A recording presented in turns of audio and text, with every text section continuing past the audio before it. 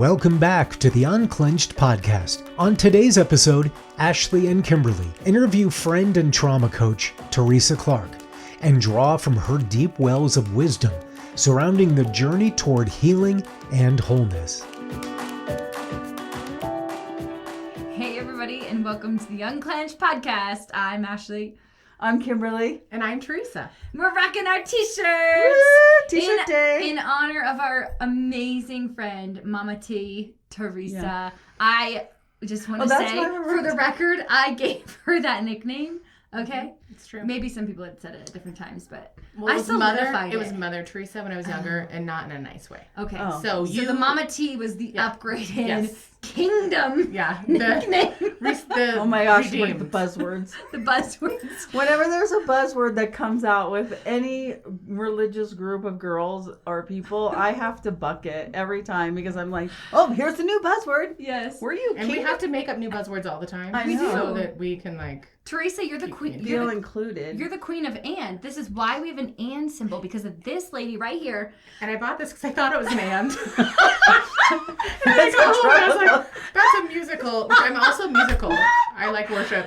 But I literally was like, it's an and sign. I just grabbed it and didn't know until I got home. Oh my Yeah. gosh, And that it's a is treble the clef. best story. So, And today I gave Olive a bracelet with a treble clef yeah, on it. there's something on that. Yeah. Two in one Are day. you all in trouble? Anyway, Teresa used to Anyways. always go, it's all the things and, it's all the things and Kimberly to bucket, like she does, she's like, all the things and, all the things and, for months on end. That's all I would hear. That's all I would hear. They need to be careful about coming with their buzzwords because I'll harass it to death as much as they want to say it to death. yeah. And is my buzzword. I still say it all the time. I drive my family. I have this hanging in my kitchen, the exact same So one. do I. Oh my goodness. Because I need to see it to keep reminding myself. Because I'm always Tell the audience, trying to spiritualize help them understand why and is a thing.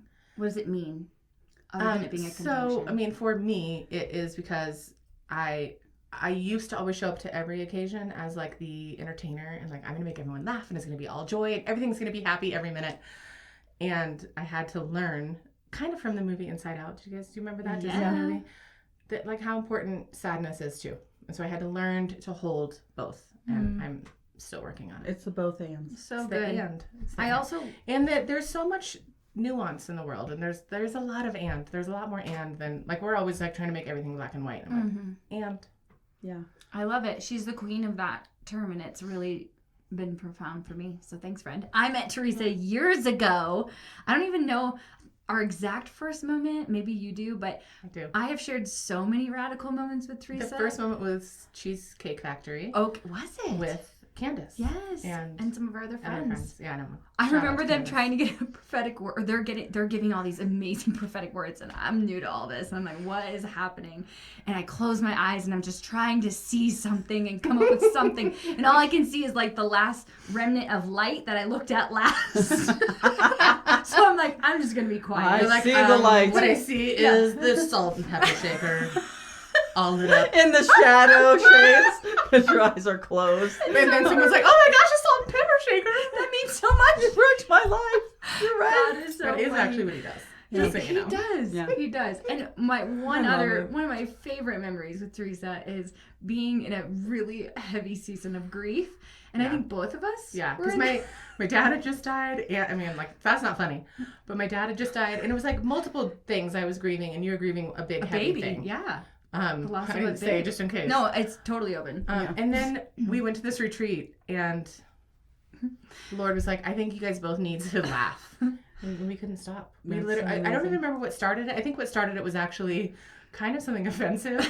But like someone was saying something, and I was like, and I couldn't stop laughing at it. Oh my And then gosh. it was over. Was because- this And the then we one went where- to bed. And Amanda was like, Yes. read a book. Okay, so we're in It was bed, hours. sharing Yeah. a king size bed, and for hours we were couldn't stop. snorting, weeping. We are begging God to Yeah. stop. It was like the type where you're like, your stomach hurts so much, you're like, I'm never going to be able to breathe Yes. if we don't stop laughing. So our friend, in her kindness, starts opening math textbooks online and reading logical equations to try to pull us out of this. Right, yep. But I'm telling you, Instead, that was funnier. Yeah. totally. Oh my That was God. so great. I love God because if you know how there's a scripture about how he collects our tears. Mm-hmm. Yeah. Okay, not to try to like, but I think about that and I'm like, man, he really cares how much. Like I remember like volcanic erupting in grief during that season, like so intense.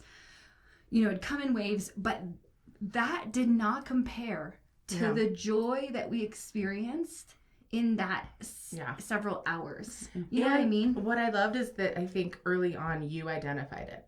Like I just love that you were like, oh my gosh, this just feels like such a gift from the Lord because of this hard season that we just get to laugh. And I was like, oh, there it that is like just I think sometimes we like miss what he's doing because, we could have just laughed and been like, oh, we're tired or we're goofy. Instead, we're like, this is like such a gift from the Lord to like let us laugh right now. That's beautiful. So good. I love that. And we've had, no laughing with me. Many except right now. Laughing at me. This is true.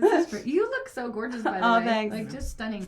Anyway, All the time. we've had so many stories. We had a story with, the three of us last year in a group of women, and we're hanging out, and we do have to share this. In my mom's house. Yes. Tell us, T. Well, so we asked her that morning. I think we got together like 9:30 a.m. It was like early. Yeah. And so she was like, well, I'm just going to leave all day. And by the time I get back at like 2:30 or 3, you guys will be wrapped up. No. When she got back at 2:30 or 3, her friend dropped her off at her mailbox so she could get her mail and then walk up to the house. And she just told Kimberly and I yesterday, or day.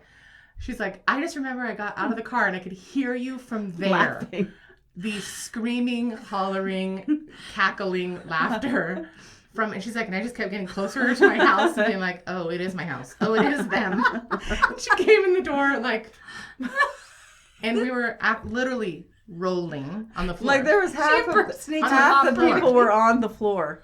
Oh my gosh. Don't Before threaten the guy us. showed up. Don't threaten us with a good time, No. okay? You tell us. Before what? Before the guy showed up. Oh, yeah. It had to be a laughing matter, Yeah. literally. It was, you guys, something you just, at some point, ask God for laughter. True, worth it. authentic, heavenly laughter. Well, another thing is like just life and friendships that, will allow you to have the space to laugh and to joke and not joke, but to laugh in the spirit realm and just be out. Even when you're out of the state and you've moved to Tennessee and then we don't get to see you, but when we do, then it's all mayhem in the spirit realm. It's the because I had to say it because I'm like, also I feel like I think that morning there was definitely crying, at least on my part, always.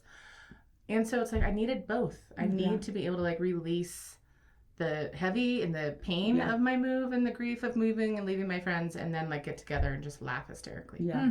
Yeah. And in your mom's house too.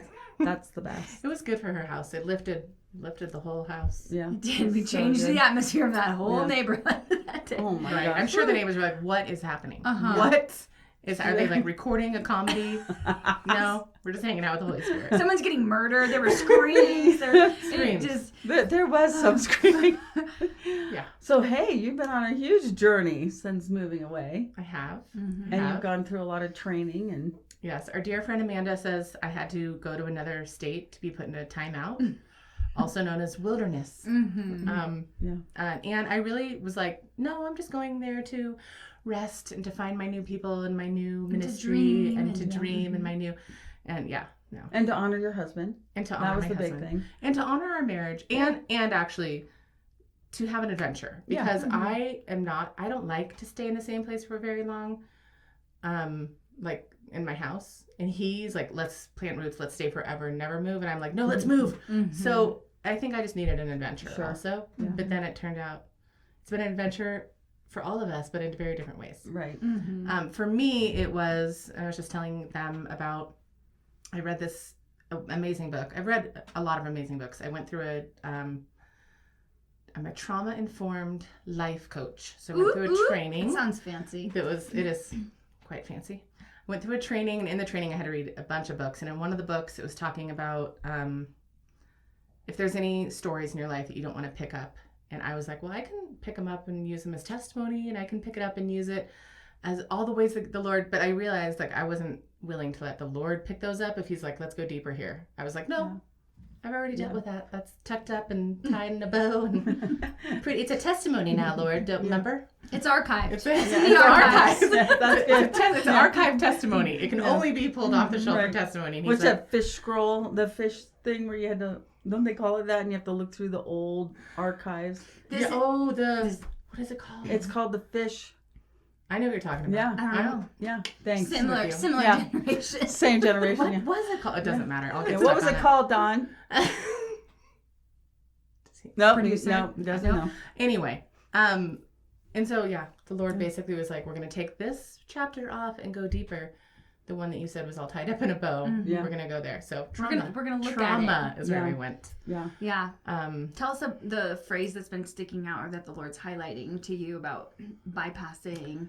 So one of the main things that I realized during my training was I've talked a lot about the and I've talked a lot about, like how important it is to grieve and how important it is to heal, but I was still using a lot of spiritual bypassing, which is where I if something comes up and I'm like, oh, I already have victory there. And so I would just kind of shove it back down with spiritual language. Like, I just take authority over that thought. And it's trying to keep my thoughts captive, which of course is biblical and a good thing, but not if the Lord is the one being like, no, but I want to show you again. Right. So good. But I kept being like, well, it must be the enemy bringing this up again because I've put that away. And so spiritual bypassing in the sense that it's like trying to cast away feelings or trying to cast away the thoughts that like for sure the Lord was actually saying, hey, you have to go deeper here. Like there are some places where you're totally still bound, but you're not willing to admit that you're bound because you're, the other phrase, in denial, not faith. Because I'd be like, I just have faith for blah, blah, blah. And he'd be like, or you're in denial about So good. blah, blah, blah. And then whatever it I is. love when you said, what's the other thing about the compassion part? Getting curious with compassion. Yeah. Because For yourself. for right? myself, Yeah. right? So like if something would come up, instead of just spiritual bypassing and, demanding and commanding, which again, I do believe in and I think is important. Yeah. And breaking off ties, like all those things are super important. But there are times where he's like, I need you to actually get really curious about why this keeps coming up. So good. So if it's repetitive, because there is times where deliverance can come in, you can be Yeah. delivered from a demonic entity or whatever that's come into your life. But there are times that we keep picking up this reel, right? We keep picking up the same thing. Well, just sexual perversion or, lust or whatever. Those are the deep ones.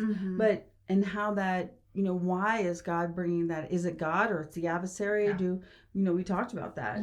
You call it getting like you're back on the hamster wheel. Oh yeah, I'm Right. like, let me just jump on that hamster wheel again because it's what right? And so what is God trying to teach me in this moment? And I love that because I just went through something like this recently by watching a TV show. Something came up on a TV show and God's like, I'm calling you to purity, and he's trying to take away some things out of my life, right? And yet I was like, oh my gosh, Lord, where's the open door come in? What have I done? Where did I see it? What's happening? Why do I feel this way? And I love, because I was beating myself up. Yeah.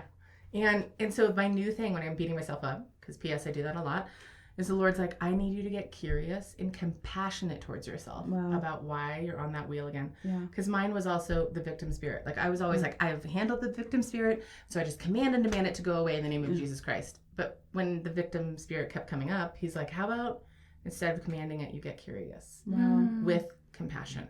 So when you get which curious, I didn't, that's not my phrase, by the way.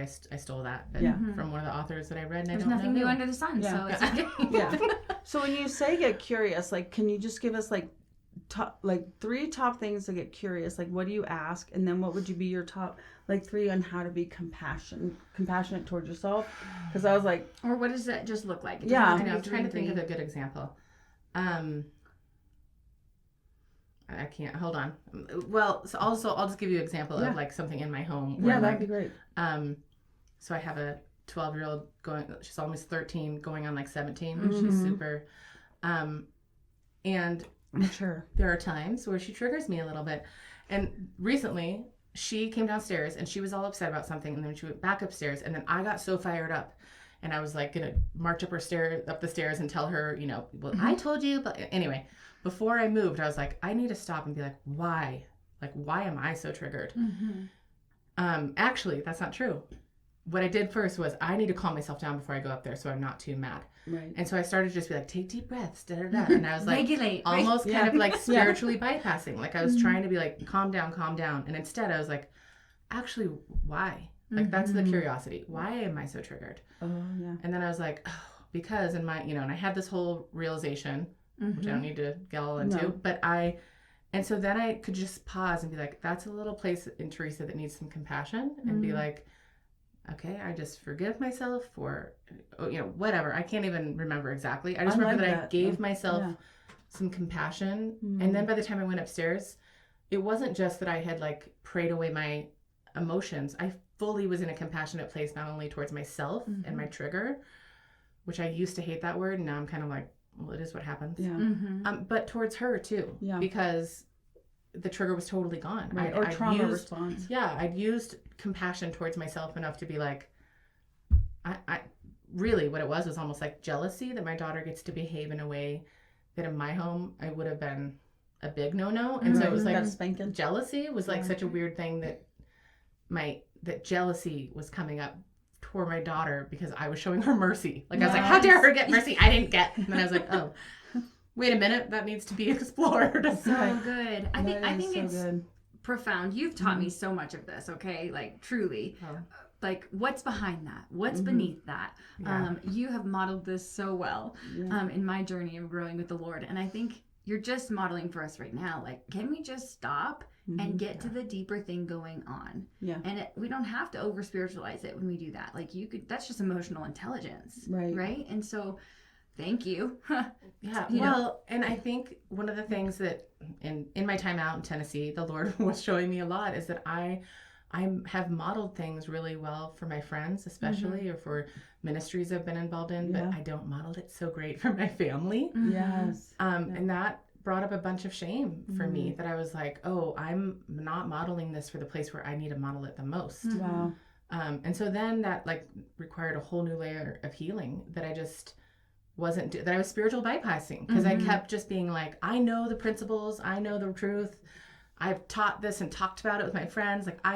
But at home I would just be like, really, I realize now, shaming myself with spiritual language. One of the revelations I had during my trauma training was, we were talking about body image and how I was like, oh my gosh, what I used to do before I knew Jesus was just plain old be like, you're fat, you're ugly, like total shame.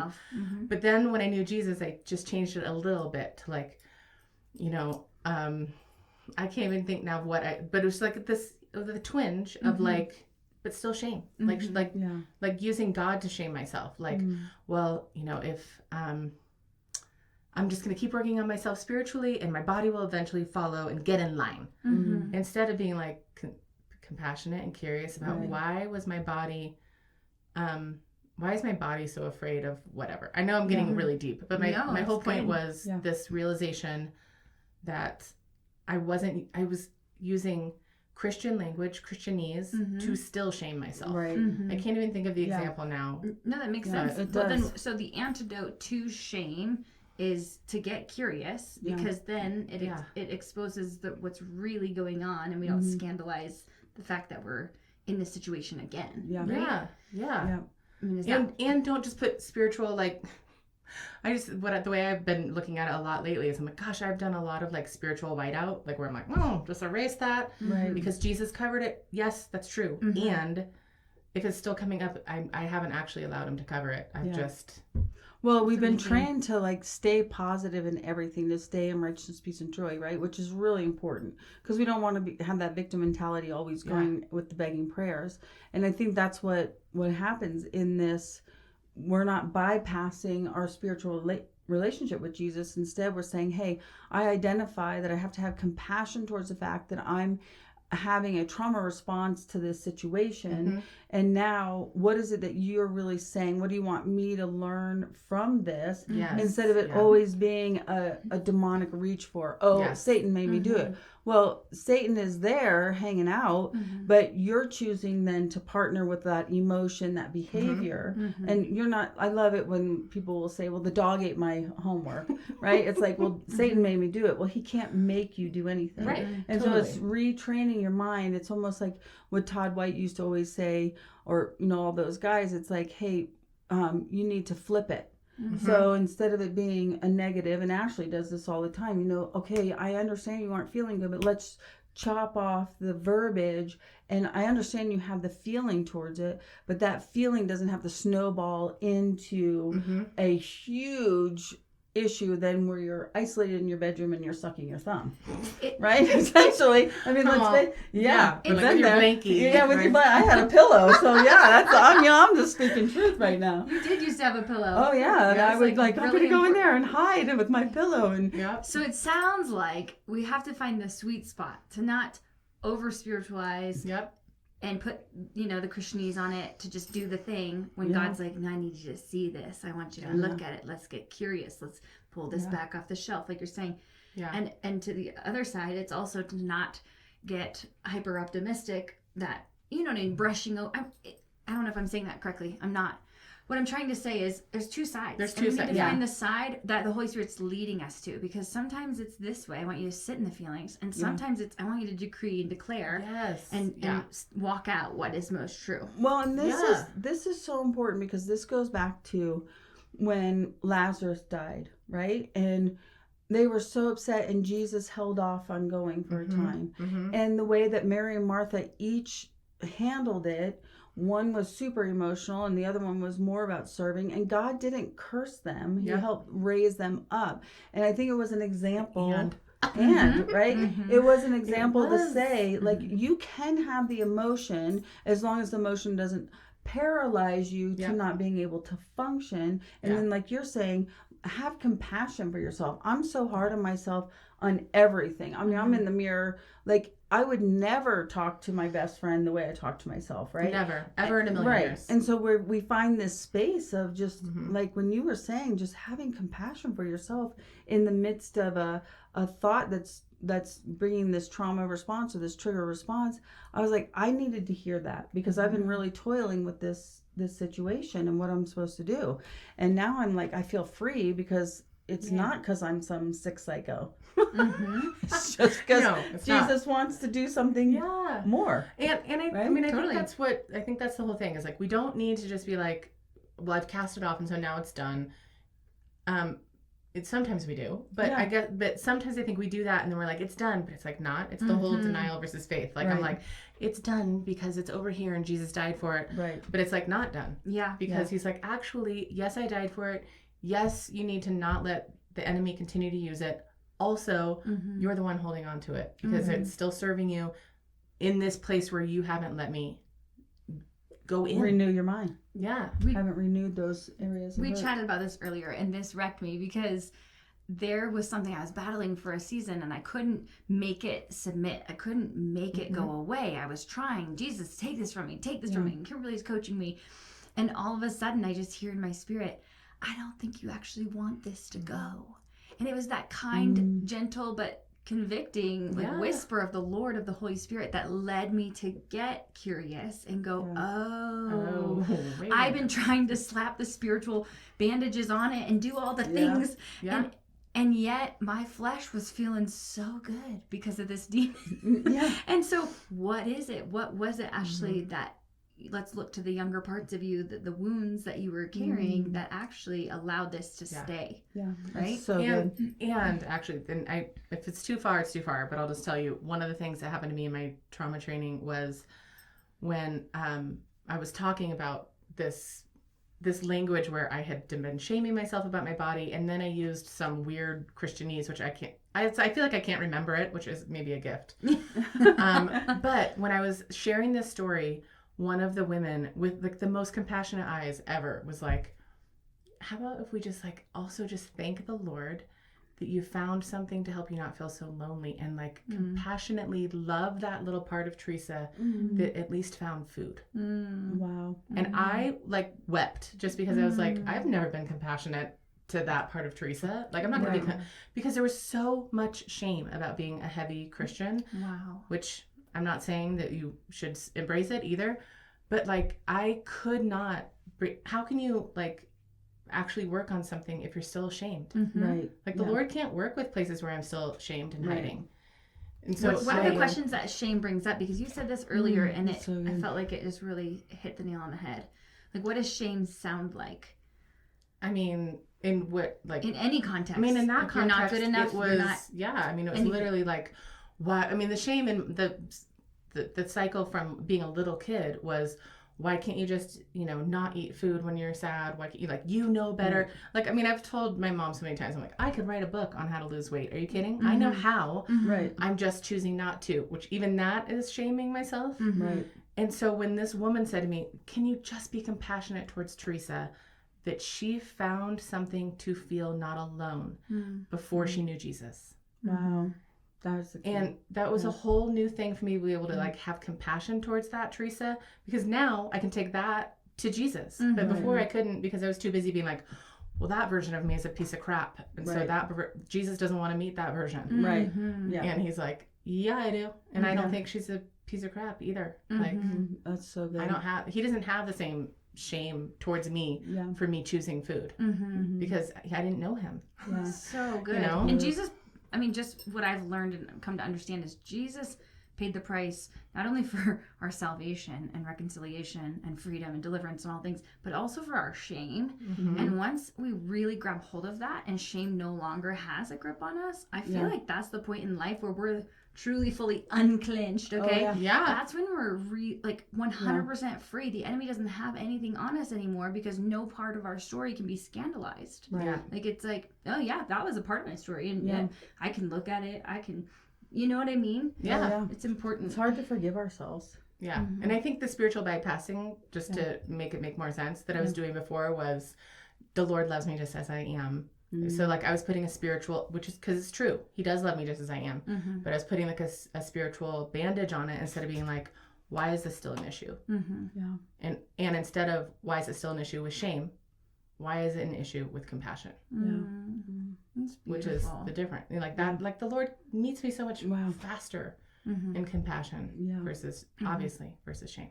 Right. It's huge. I feel like this is so profound that this is one of those episodes that even I would like to listen back to just to let all of it sink in. I think it shows and demonstrates your spiritual maturity to even be able to go to those places. And for most people, it's just too much to even think about going there. Or just not even understanding. Like I said, it how. took 2 years ignoring the Lord. I'm like, no, I'm not going there. I already went there. What So- do you know the name of the book that you were reading? What it was called? The Soul of Shame. The Soul of Shame. And I can't remember who it was by right now. That's but- okay. I'm sure we could find it, but Google, we'll look figure it it up out. and then we'll put it on there because it's really great. And this training that you went through. Yeah. go And ahead. there's the other one that the story analogy of taking that story, that was it left. It was there. I'll just send it to you. Yeah, Anyway, it's by that'd be Dan great. Allender Oh, about yeah. story. There's lots. That's great. So you're going to start a ministry and get your thing out there, and you're going to help people with their trauma I would love to. and life coach them. And so once Teresa gets this all going, we're going to get your website up and get you And going we'll have you back on. and have you back on, tell us all the things, and then you can help us get rid of some of my trauma. I'll be on the phone with you. Hey, okay. I'm right there I with mean, you. that honestly, I feel like I know that's the dream, to like not dream, but Well, like that's okay to to say follow. dream. I'm ready Yeah. to like help people specifically heal their traumas. Because trauma needs to happen. And we mentioned this earlier too, but we're kind of free spirits in a lot of ways. We go with the wind, right? Yeah. We're adventurers at heart, but I think it's exciting that you do this. It's amazing that you do this and you embed this naturally in your day-to-day. So it doesn't matter if you're running into somebody at a coffee shop or if you're dropping your children off at school and you run into another mom. Like, you just so naturally do this that people don't even know they're going through a trauma session with It's Teresa. so amazing. It's also because I'm like trauma. I can feel it on that person. Like it's but like a magnet. I'm But like, I love it. they need me. Yes. Yes. Jesus. They need Jesus. They need the But, like, Jesus in her for that. They Yes. get it. We have a mature audience, I believe. Yeah. Oh my gosh, thank you so much, Teresa, for this. you. This has been awesome. I know, it's amazing. Thanks Yeah. for joining us here You're on Unclenched. Unclenched. Bye, See you guys. next time. Woo! Woo, woo. That was was awesome. So good. That was incredible. It was just like us hanging out. I know. That's what's the best about it. This has been Unclenched with Ashley and Kimberley. You can look up Unclenched Ministries on Facebook and Instagram. Plus, the video versions of these podcasts are available on YouTube under Unclenched Ministries. Thank you for joining us. We'll see you next time. on the Unclenched podcast.